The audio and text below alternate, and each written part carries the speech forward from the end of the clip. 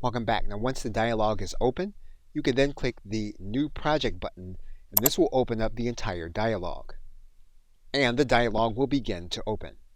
Now once you open Camtasia for the first time, you'll need to sign in to either start the trial, or you'll need to enter the software key of the software of your purchase.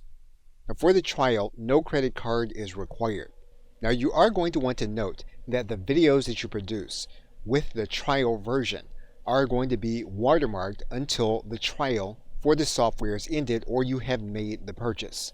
And of course, videos that you produce after the purchase will not be watermarked. What we're going to do is we're going to sign in to start the trial.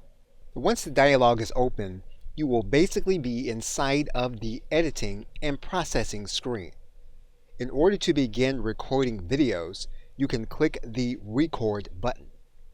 Now the other way that you can record videos will be to use the Camtasia recorder. And depending on the configuration of your personal computer, you will then be able to search for the Camtasia recorder. And as you can see, there is a Camtasia recorder associated with the version that has been installed.